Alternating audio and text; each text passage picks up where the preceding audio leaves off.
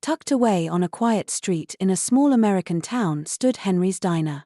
It wasn't much to look at, just a modest, weathered building with faded blue paint and a hand-painted sign that had seen better days. There were no neon lights or flashy decorations. Just a cozy warmth that seemed to invite anyone passing by to step inside.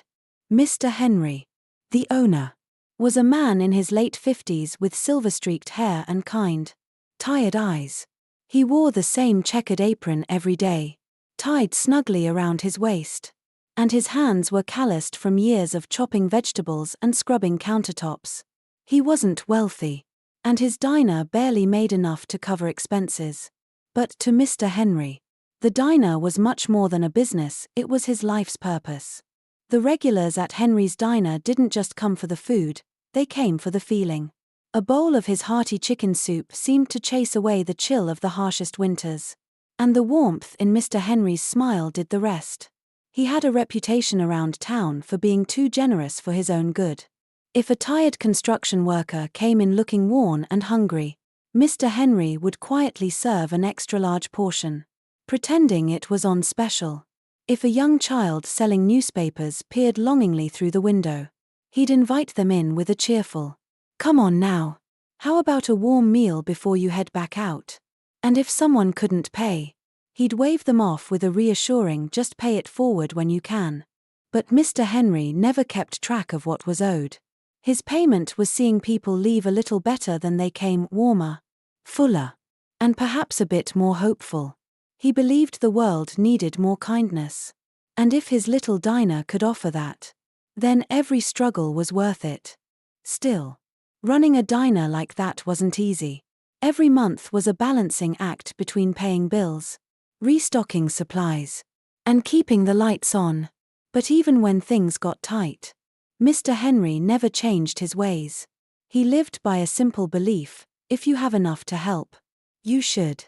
His wife, Mrs. Martha, didn't always agree.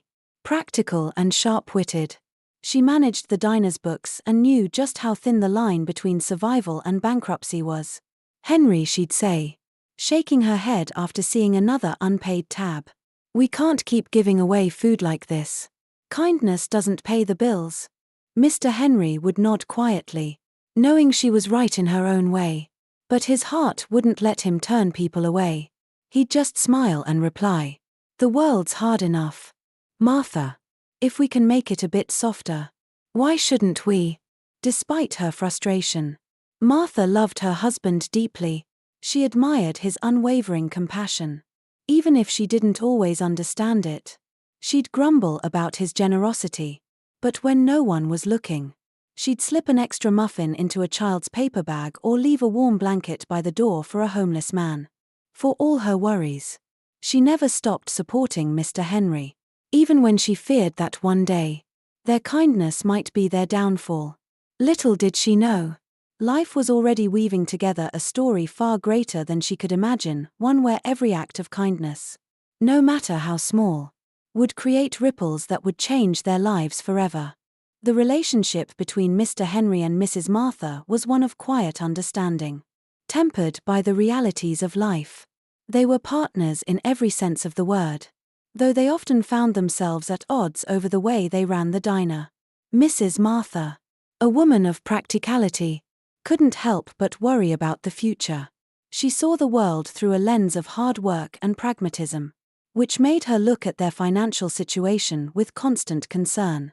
One afternoon, after another long stretch of late-night shifts, Martha sat at the kitchen table, a pile of bills and receipts spread out before her. Her brow furrowed as she calculated the numbers again, hoping to find a different result. But there was no magic formula. They were barely getting by, and the diner wasn't bringing in enough to cover their expenses. "Henry," she said one evening as he sat down at the table, wiping his hands on his apron, "we can't keep doing this. You've got to understand, kindness won't pay the bills. We need to be smarter with how we're running this place." Mr. Henry looked at her, his face soft with understanding but resolute in his belief. "Martha, I know you're worried. And you're right to be. But you've seen it, haven't you? The difference a meal can make for someone who's down on their luck. Sometimes, the smallest thing can turn a person's whole day around. Martha sighed, rubbing her temples. I know. Henry, I know you believe in this. But I'm worried. What happens when there's no one left to help? What happens when the bills come and we can't pay them? Mr. Henry gently placed his hand over hers. We'll figure it out together. We always do. He wasn't naive. He knew that the world wasn't kind to those who gave without looking for anything in return. But he also knew that kindness had a way of finding its way back to you when you least expected it. He had faith. Not in the world's generosity, but in the power of a single act of kindness to change the course of a life. For Martha, however, the stakes were higher. She wasn't just worried about their business, she was worried about their future. The thought of struggling with no clear way out weighed heavily on her. She loved Henry deeply, but she also loved the stability they'd worked so hard to create. One cold winter evening, Martha glanced out the diner window at the long line of people waiting outside. Her heart tightened as she watched Henry greet each customer with the same warmth he always did. His kindness was unwavering. But sometimes, she wondered if he truly understood how hard it would be to keep going this way. That night, after the last customer had left and the diner was quiet again, Martha sat beside Henry, her voice softer than usual. I don't want to take away your kindness, Henry, but I just need to know that we'll be okay. That we won't lose everything because we were too generous. Mr. Henry turned to her, his eyes filled with love and understanding. Martha, we'll be okay. I promise you. I know it doesn't seem like it now, but in the end, doing the right thing will always lead us where we need to be. Martha didn't fully believe him, but she didn't argue. Her love for him, and her belief in his heart, made her hold on to that promise. Even if just by a thread. She knew, deep down, that sometimes life didn't always make sense, but love and kindness were the glue that held them together. Little did she know, that evening, as they sat quietly in the diner, the seeds of something larger were being planted, a story that would change everything for them, in ways they couldn't have imagined. It was just another ordinary Tuesday at Henry's diner. The kind of day when everything seemed to be moving slowly, with few customers trickling in and out. Mr. Henry was tending to a pot of soup in the back when he heard the faint sound of the diner door creaking open. He looked up, expecting to see one of the regulars. But instead, his eyes met a young boy, no older than 12, who stepped hesitantly into the diner. The boy was disheveled, his clothes ragged and worn, his face pale from exhaustion. His eyes darted around nervously before they settled on Mr. Henry, who was standing at the counter with a smile that had become second nature to him. Can I help you, son? Mr. Henry asked gently, wiping his hands on his apron and walking toward the boy. The boy hesitated, looking down at his shoes. His hands clenched tightly around a small bottle of medicine. I need to pay for this, the boy mumbled, his voice trembling. Mr. Henry could see the fear in his eyes, the desperation that hinted at something deeper. There was a story there, a story that wasn't immediately clear, but Mr. Henry knew enough to sense that the boy was in trouble. What's your name? Mr. Henry asked, his tone kind yet firm, trying to ease the boy's nerves. Jake, the boy replied, his voice barely a whisper. Mr. Henry looked at the medicine in the boy's hands, recognizing it immediately as something used to treat a serious illness. You must need this badly, he said, his brow furrowing with concern. Jake nodded, but then his eyes welled up with tears, and he quickly wiped them away with the back of his hand. My mom, she's really sick. I don't have enough money, but I had to get this for her. I couldn't just let her suffer. Mr. Henry felt a pang of empathy. He could tell that Jake wasn't here to take advantage, that he wasn't trying to cause trouble. His actions came from a place of desperation and love for his mother. Without a second thought, Mr. Henry reached into his pocket, pulled out a few crumpled bills, and placed them on the counter. Don't worry about paying me back, Mr. Henry said softly, looking Jake in the eye. Take the medicine. And come. Let me fix you a warm meal. You've been through a lot. Jake looked up at him, his expression a mixture of relief and disbelief. You're sure? I'm sure, Mr. Henry replied, offering the boy a kind smile. For a moment, Jake just stood there, staring at the man in front of him as if he couldn't believe his luck. The kind of kindness he was receiving wasn't something he was used to. He had learned to fend for himself, to rely on his own wits to survive. But this was different. With a soft nod, Jake accepted the money, and Mr. Henry led him to a booth in the corner of the diner. As the boy sat down, Mr. Henry went into the kitchen and returned with a steaming plate of food, a bowl of soup and a slice of warm, buttered bread. You must be hungry, Mr. Henry said, placing the plate in front of Jake. The boy didn't say anything at first. He simply picked up the spoon, his hands shaking slightly, and took a cautious sip. His eyes closed as the warmth of the soup seemed to soothe him, and he finally spoke. His voice quieter now, more open. Thank you, Jake whispered. I don't know what to say. You don't have to say anything, Mr. Henry said, sitting down across from him. But I want you to understand something. Stealing, it's not the answer. It might seem like the only way to fix things, but it will only make things harder for you in the long run. You have to live with the consequences of your actions. Jake nodded, his face a mixture of shame and confusion. I just didn't know what else to do. My mom needs this medicine, and I can't let her get worse. I don't want her to die. Mr. Henry sighed, his heart aching for the boy. I understand, Jake. But you can't let fear drive your decisions. What matters is how you move forward from here. You're not a bad person. You're just caught in a tough situation. But stealing won't get you the future you deserve. Jake sat in silence for a moment, his gaze fixed on the plate of food in front of him. He didn't fully understand the weight of Mr. Henry's words, but something in his heart knew that the man was right. Thank you, Jake repeated, his voice steadier now. I'll try to do better. I promise. Mr. Henry smiled again, a quiet but knowing smile. That's all anyone can ask of you, Jake. Just keep trying. And remember, you're not alone. And in that moment, as Jake ate his meal and Mr. Henry watched him quietly, both of them knew that something had shifted. It wasn't just about the medicine or the meal. It was about the connection they had formed. The silent promise that no matter how dark things seemed, there was always hope. Always kindness waiting to be found. Back at the diner later that evening, after Jake had left with the medicine for his mother and a full stomach, Mrs. Martha had been quietly observing her husband throughout the day.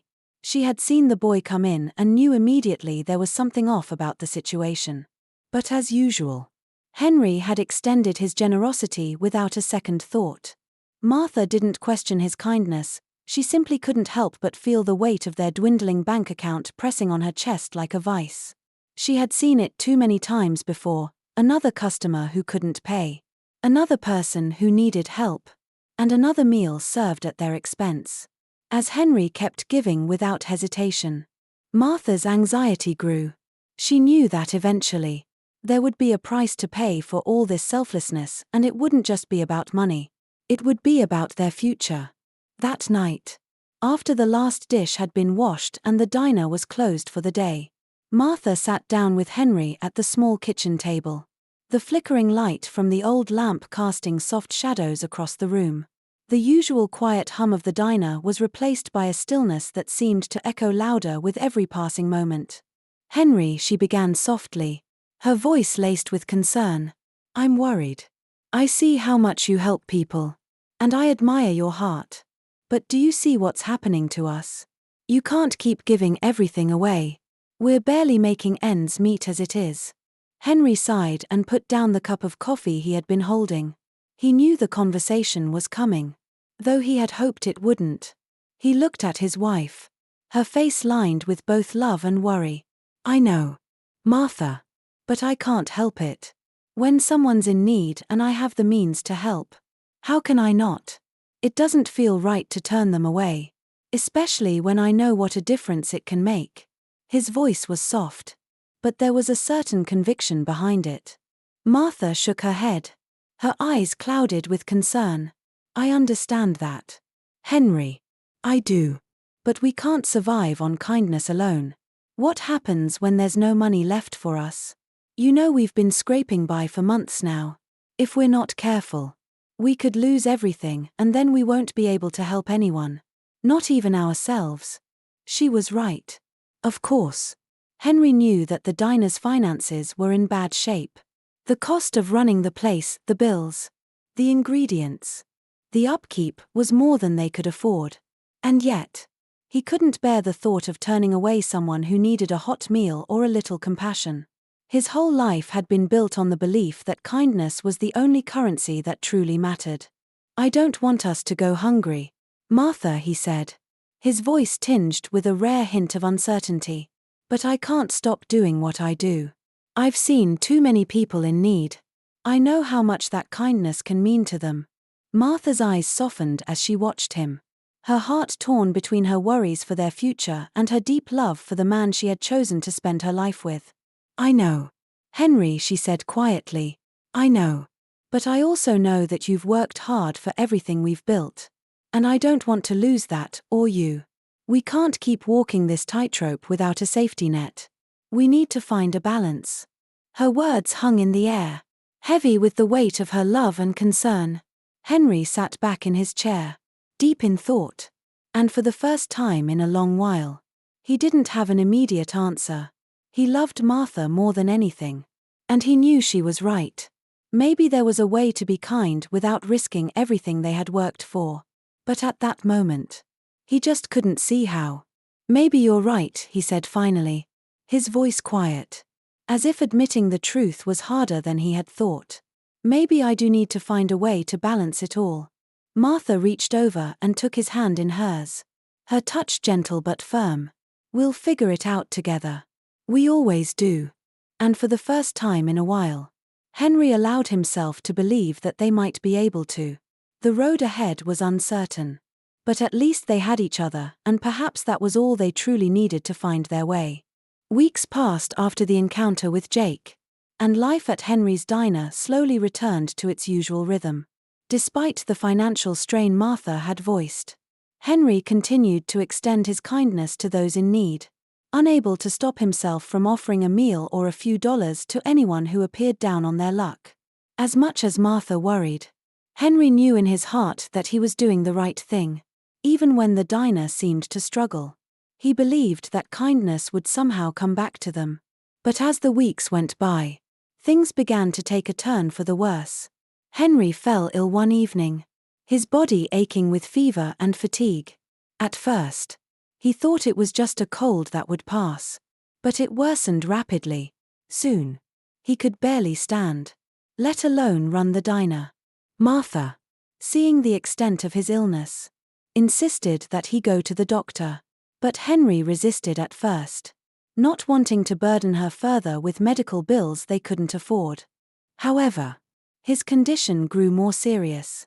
And finally, he agreed. The doctor's visit confirmed Martha's worst fears. Henry had contracted an infection that required immediate surgery and a long recovery. The cost of the treatment was astronomical, far more than they had in savings. For the first time in his life, Henry was unable to help others. Now, he was the one in need of help. Martha, feeling the weight of their financial struggles, sat by Henry's side during his hospital stay. Every day, she would visit him, her face lined with concern. But as much as she loved him, she couldn't help but worry. The mounting bills, the uncertainty of how they would pay for everything, it was more than just a physical strain. It was a spiritual one as well. She had always believed that kindness would find a way to come back to them. But now, as Henry's health declined and the bills piled up, she wasn't sure how it could. One afternoon, just as Martha was sitting alone in the hospital room, lost in her worries, the door creaked open. She looked up. startled to see someone standing in the doorway. It was Jake, the boy Henry had helped months ago. Jake was no longer the skinny, anxious child who had walked into their diner. Now, he stood tall and strong, wearing a white coat with a stethoscope draped around his neck. His face had filled out, and his eyes, once filled with fear, now carried a calm certainty. "Mrs. Henry?" Jake asked softly, stepping into the room. "How is Mr. Henry?" Martha stood, her heart racing. "Jake, what are you doing here? How did you?" Jake smiled, a humble grin that reflected the gratitude he had never been able to fully express. "I'm a doctor now. I've been working at this hospital for a few years now. I remember what Mr. Henry did for me and I never forgot it." He paused, his expression softening. "I heard about Mr. Henry's surgery, and I wanted to help." Before Martha could speak, Jake reached into his pocket and pulled out an envelope. He handed it to her, his eyes filled with sincerity. "This is for the hospital bills. I've taken care of everything. Please don't worry about the costs. It's the least I can do." Martha's breath caught in her throat as she stared at the envelope, her eyes brimming with tears. She had no words, no way to express the overwhelming emotion she felt. All the fears, all the worries about the future, they seemed to dissipate in that moment, replaced by a deep sense of gratitude. You're sure about this?" Martha finally managed to say, her voice trembling. Jake nodded. "I'm sure. Mr. Henry gave me a chance when I didn't deserve it. I owe him everything." He looked at Martha with a quiet determination.